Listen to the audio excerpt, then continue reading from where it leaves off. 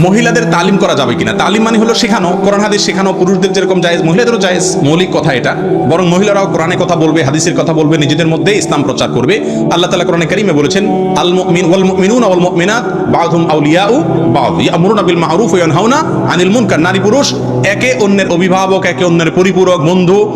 অতএব তারা উভয়, নারী পুরুষ সবাই সৎ কাজের আদেশ দিতে হবে, অসৎ কাজের বাধা প্রদান করতে হবে। শুধুমাত্র মহিলা পুরুষরাই করবে, মহিলারা করবে না তা না। তবে হ্যাঁ, মহিলারা মহিলাদের মধ্যে করবে। আজকাল আবার অনেক এলাকায় মাহফিল শুরু হয়েছে, পুরুষদের মধ্যেও মহিলারা ওয়াজ করে। আবার ইউটিউবে অনেক মহিলার ওয়াজ পাওয়া যায়, লা হাওলা ওয়ালা কুওয়াতা ইল্লা বিল্লাহ। মহিলার ওয়াজ থাকলে ওয়াজ শুনবে না, আওয়াজ শুনবে বসে বসে। কি বলেন? পুরুষ যদি মহিলার ওয়াজ শুনে, ওয়াজ তো শুনবে না, শুনবে কি? আওয়াজ। আওয়াজ শুনে হারাম মজা নেবে, ঠিক না? ঠিক। ওয়াজে কোরআন তেলাওয়াত করতে হয়, কোরআন তেলাওয়াতে সুন্দর করে বলতে হয়। আল্লাহ তাআলা কোরআনে বলছেন তাদেরকে ফালা তাখদানা বিল কওল, কোমল কণ্ঠে কথা বলো না। এই জন্য মহিলারা নিজেদের মধ্যে তালিম করবে, দাওয়াতি কাজ করবে। সফরের দূরত্বে যেতে হলে মাহরাম সাথে নিয়ে যেতে হবে।